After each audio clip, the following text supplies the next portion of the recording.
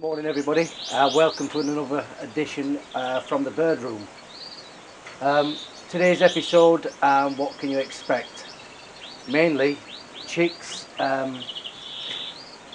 weaning chicks, a lot of chicks moving. Obviously we've moved a few around to compensate for a few things, as you'll find out later on. A couple of losses in the bird room, but this time it can be expected, and ups and downs with the mules and hybrid pairs, all to be expected again. So stay tuned throughout the episode for more of that. So we've had quite a really actually brilliant start with the Canaries, that is, for instance. We've also got some young just actually spawning from the mule pairs, the golden mule pairs, which as you will see now, they've just hatched and being fed by Greenlee 5, doing a brilliant job. The rest of the Canaries, very good. I mean, we're up to about 80 from the first round with the 5s. A couple of the green finches as well. We've also got this cage here. Seems to be an egg laying machine, because she's laid 10 eggs straight on the bounce, one after another. And now, first 5, thought whatever, you know, she never went to sit, so I took them out, put them in the egg drawer, carried on laying. It's up to a 10th now, but the last 5 I did see her, but obviously I'm recording now, so she's just come off the nest. In the flights with in flight 2, she had 1 full egg. Remember I said I checked the eggs, and obviously it seems to be I must have been a lucky dip, because the one I took out was full. There is a camera in there. No need to check the footage, because the young and hatched, and just a sole chick, I weren't going to leave it there. So same with flight 3, she had 1 egg that was full, same thing. So what I've decided to do is just put the 2 together and put them in one nest. No, it's actually flight 4. Put them in one nest, and she's bringing them brilliantly. Except I never seem to catch her on the nest or feeding, and I've had to go in there 2 or 3 times actually, keep an eye on the chicks when obviously ringing and stuff, just to make sure that they're still there. But the cockbird, I've seen him feeding on the nest, so seem to be okay. There must be, I would say they're about 9-10 days old today. So yeah, on the move with the British birds. We'll run through the flights and tell you exactly what's going on in that flight, and then know what to expect in the coming episodes. So in flight 1, we have a new addition in the bird room, a pair of brambles. One of my friends managed to get them a pair of brambles, so snapped them up straight away. Not expecting much from them at the moment. Just left them in there. I'm not even going to disturb them for a while. They're getting regular live food, as in mealworms, and just general egg food, which I've been feeding the other birds. Flight 2 now, this is one of the pair of green finches. Sadly we lost one of the stud cockbirds.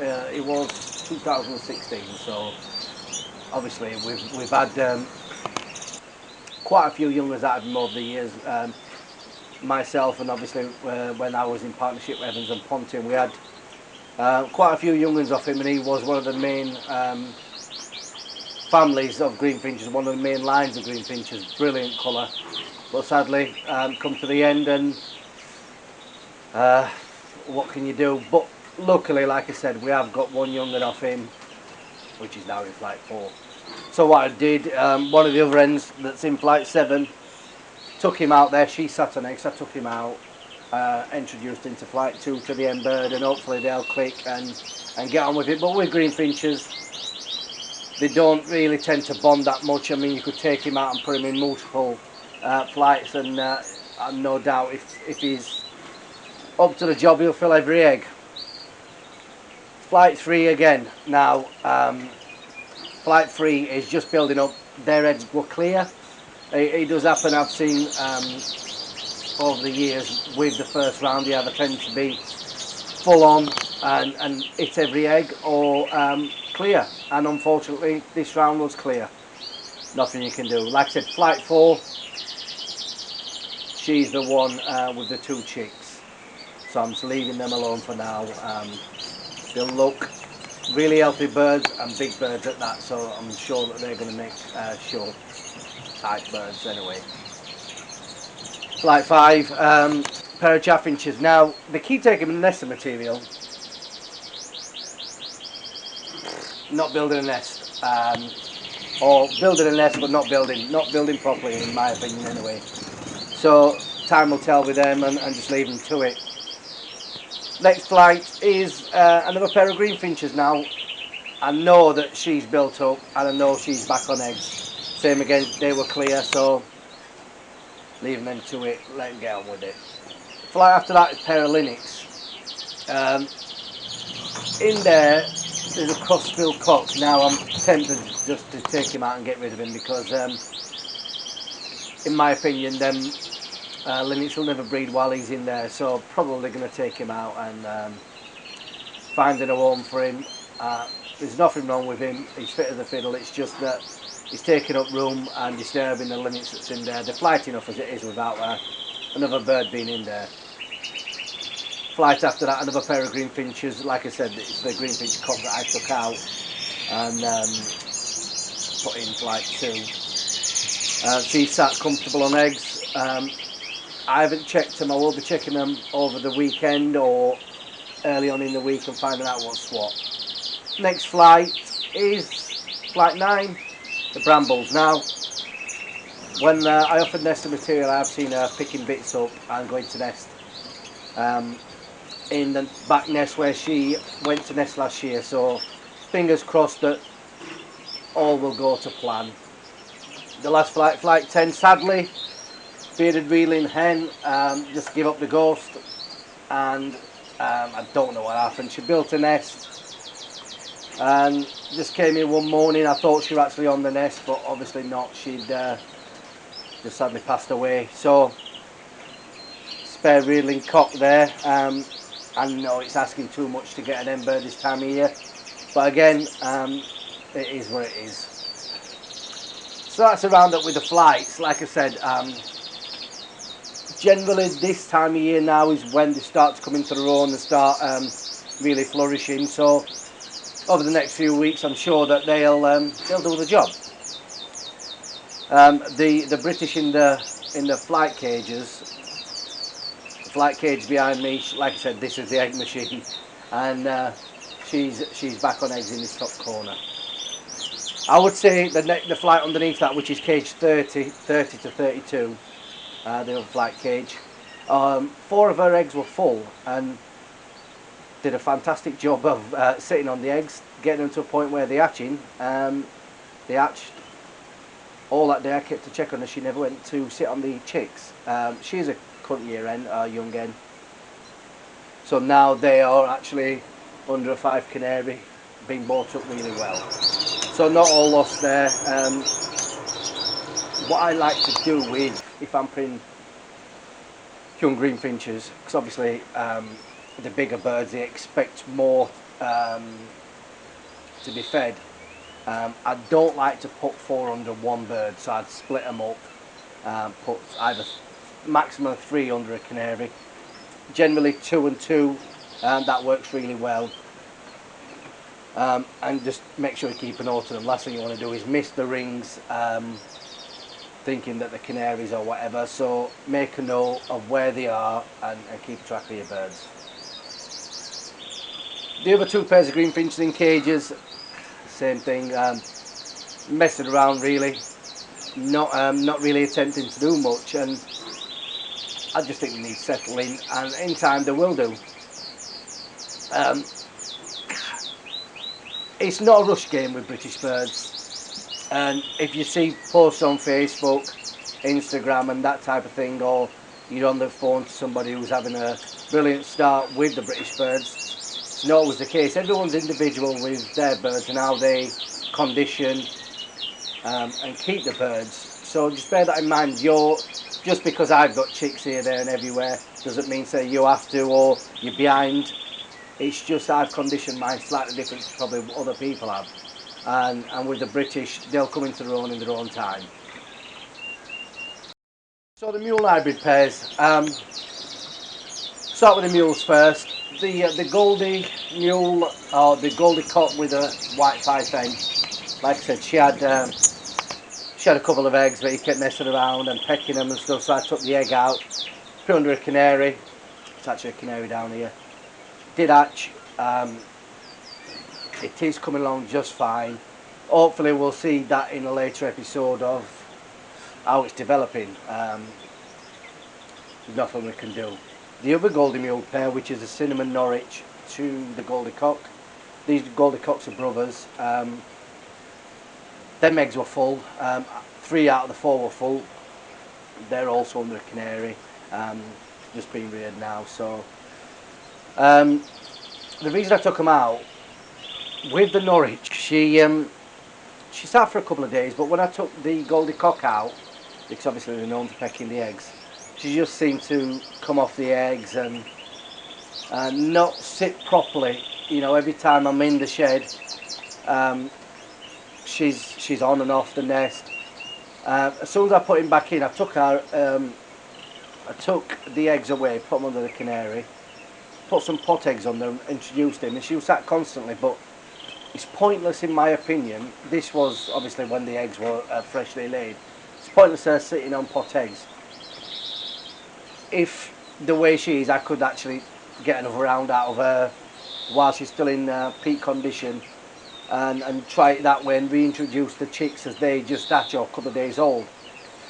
That's what I'm going to try this time anyway. Last thing I wanted to do is aim to peck the eggs when they're full, and it'll be a disaster really. So that was with them. Now the Finch hybrid pairs, as you saw last time in last episode, she had 3 eggs. Literally 2 days after recording that, I came in and the eggs were turfed on the floor. I could only assume that it was a Green Finch cock that had done that. So I just put pot eggs under there. She sat perfectly. A couple of the eggs were still okay, looking at them from the outset. Put them under the canary.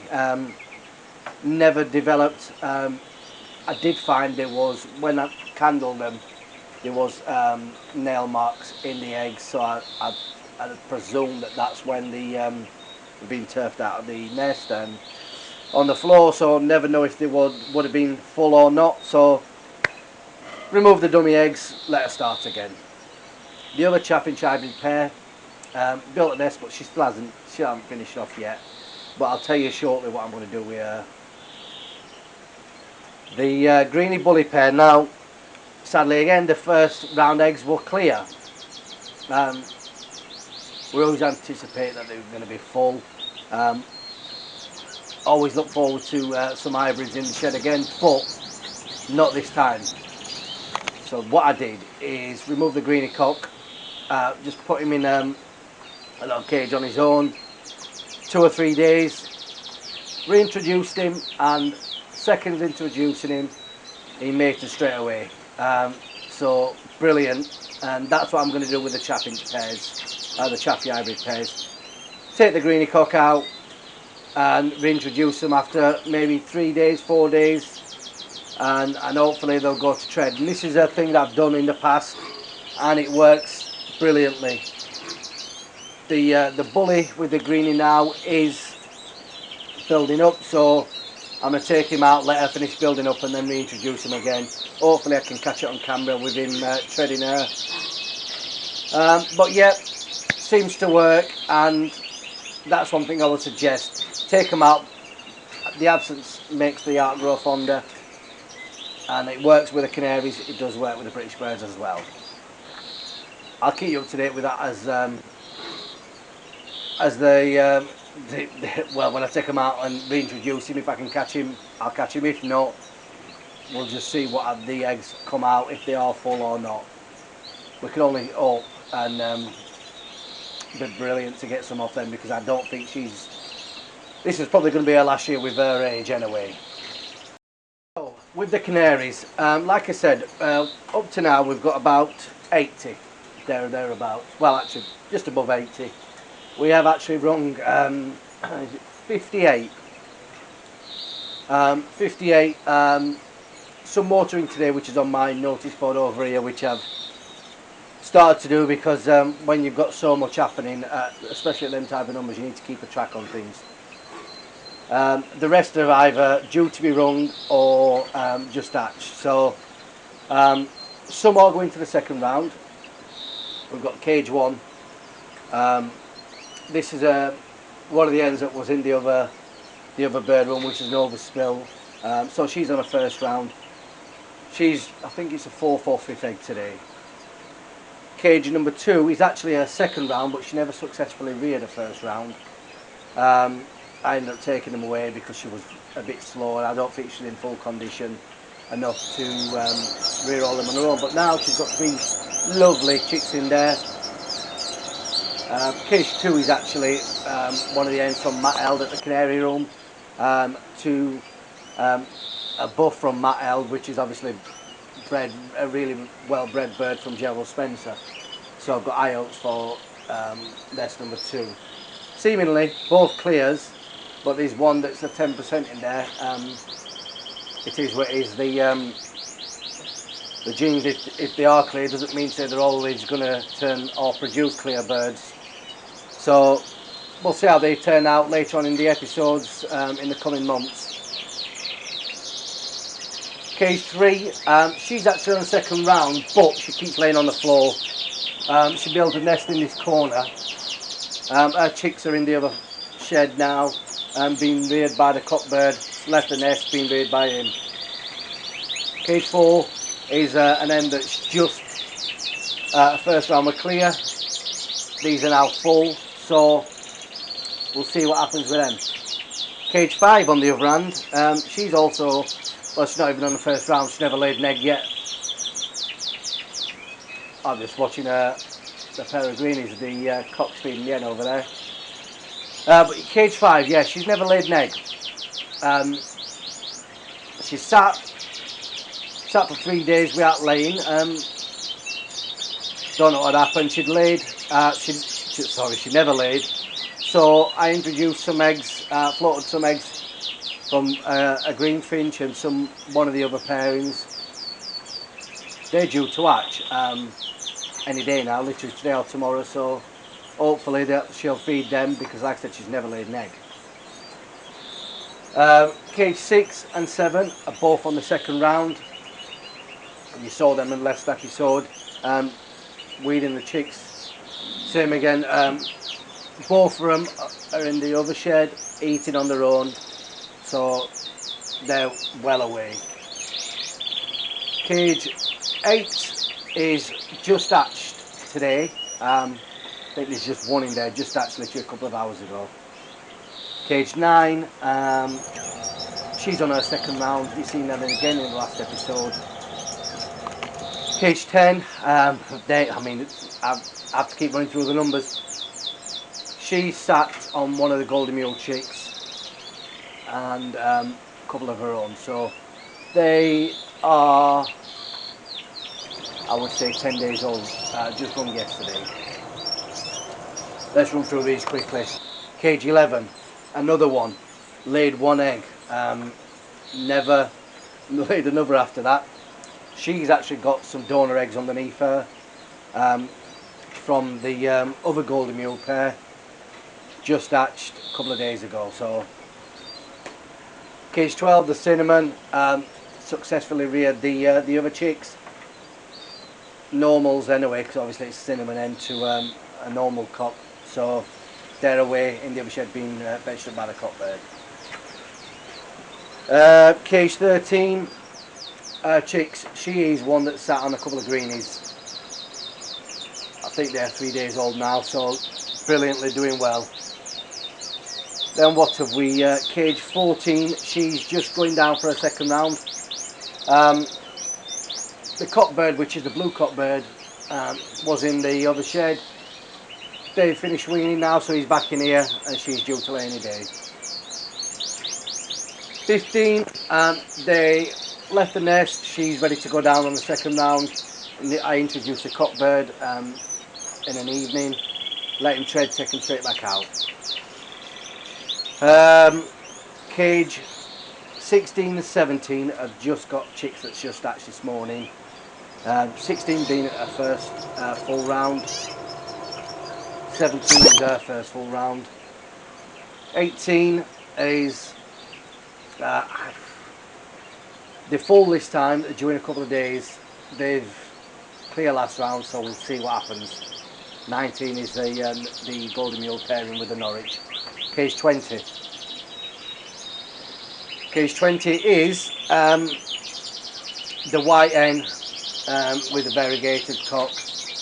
She's got some due to hatch, which is also the second round, so we'll only hope and see. The rest are just on chicks, so there's no point in me running through all them because it gets a bit boring.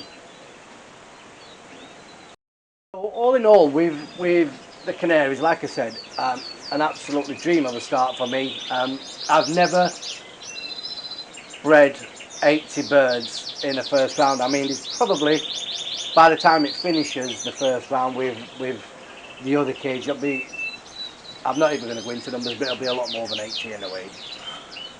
I mean, if you remember last year, all in all, except for I did keep less pairs of fives, we only achieved 74 birds with the British as well, so who knows what the numbers could be this year. And I put this down to, like I said, conditioning, diet. Obviously diet is part of the conditioning, and having the birds fit enough, which is same again, part of conditioning. If you want to show your birds in the show season, bear in mind the coming breeding season. Now, I said before that my season basically finishes in January regardless of what species of bird it is, because breeding is more important to me than showing. If you have mules and hybrids on the other hand that you're not going to be obviously breeding from, then show as much as you want, because they are more hardier birds that they can take more to the showing, and that's what we're breeding for by all means and purposes, is to put on the show bench. So, but my conditioning started way back in January. As soon as I finished my showing, getting the birds fit in the flights, getting them fit. Flight cages, as much room as possible per pair or per ends, getting them fit enough. And like I said, diet.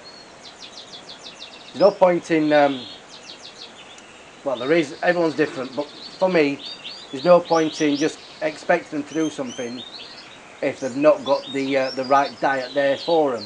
I mean, my mix for the last maybe 6 weeks now is a combination of fruit and veg with the soap seed and egg food, and it's keeping them a lot fitter. They seem to pile it into the chicks as soon as you put it in for them. I'm using a lot of seed now, and if I said 2 kilos a day on soap seed, that wouldn't be out of the question, because when you're running this type of birds, the parent birds are feeding that much into the young ones that you can expect that, and scrimping and giving them rubbish seed will account for a rubbish breeding season, in my opinion. So a lesson to be learned: give the birds the best you can within reason, and it's proof for me that it does work.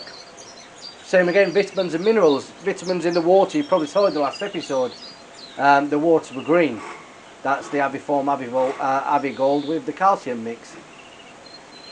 In with the egg food, they're getting the supplemented stuff, Fertivit, Omnivit, that type of thing. I've not kept no secrets throughout of what I'm using, because at the end of the day, what's that going to achieve to anyone? And diversity in the food, not giving them the same every day, seems to work for me. Now, products in focus. Just one for you today, and we do stock and sell this, and I think it's an absolute must for breeding season. If it only saves you one bird, that one bird, this will pay for it. So basically, the other hand mixer we always have. This is just the new design of it. Brilliant stuff. I said in my last episode, if you've got an hen bird that is on their own, and she's got a nest of 5. She might need a little help along the way, and this will help. This is my own that I've been using to top up. Just a little syringe like that. Make it up to a paste, and away you go. Definitely something that I wouldn't go without, regardless of what, if it's canaries or British birds. I always keep one for myself, and like I said, what, 11 quid, 12 quid, I can't remember what it is. That'll pay for one bird on its own, and that'll last me a full year with the amount of pairs that I'm running. So, like I said, there is other brands available, but I've used the hand mix, the Olux hand mix, ever as long as I can remember, and I would never look back. So there you go, your product in focus for this week. So this is the young stock shed with a variety of the young birds, totally weaned off. Tried to keep them in the families of birds that was in the nest with all. Say for instance we've got 2 nests here, greens, heavily variegated birds. This one is a mix of variegated and a white, I like to white. Still lovely to see. One's being fed by the cockbird here. A nest of 5 in there, 1 orphan bird from one of the other nests anyway. All in all, I think the birds are doing okay. But like I said, once I get the hens laying again, I don't want the young ones interfering with the eggs. I've had it many times before where they crack the eggs, and clumsy little birds that they are, put the nails into it. So as soon as they've left the nest, providing the cockbird's doing a good job of feeding, I will transfer them into these stock cages then, and let them do the job of bringing them up. There is 1 or 2 that's caught my eye already. 1 or 2 that we'll see. That's all I can say. So that does bring us to the end of today's episode. Just a quick visit really, and a quick check-in on what's happening. Bear one thing in mind, is it's not all about what's happening in my bird room. Use your skills and the way you breed your birds to your best ability. Don't be thinking because I've got this many birds off the first round that I will next year. Like I said, it's adapting to what works for you, and if something is working, keep it and use it, and maybe a little change here and there won't go amiss. But like I said, everyone's different in how they breed the birds. If someone's coming in and quickly look, my nest sites are all different for individual birds, and I'm sure someone's got one style that I'm using or another style that I'm using, and like I said, it just gives a bit of variety back to the birds. Before I do leave, I have got one quick question. Just probably my poor accent. The question was from Black Sheep Hearts. Said the subtitles couldn't pick it up which one it was. Just about using medications basically. What was the name of it? It was actually Baycox, and Baycox is what I give my greenies and some of the other birds when needed, coming through the molt, stop the coccidiosis, or going light as we know it. So simple to use. Put it in the water, 2 days a month, job done. Take it off, and just use that all the way through the molting for the younger birds, and I've not had a problem with it for the last few years, ever since I've been using it. So sales were out this weekend. We're going to be at Nettlestead in Kent and Guildford. Now probably when this goes out we'll be already at Nettlestead anyway. The Guildford one, brilliant sale organised by Charlene and her family, well run, brilliant teas and refreshments on offer as well. So if you're in that area, pop down and see. All the addresses for these are available on Facebook on UK Sales and Shows. Ever over there, have a look if you want the addresses for them.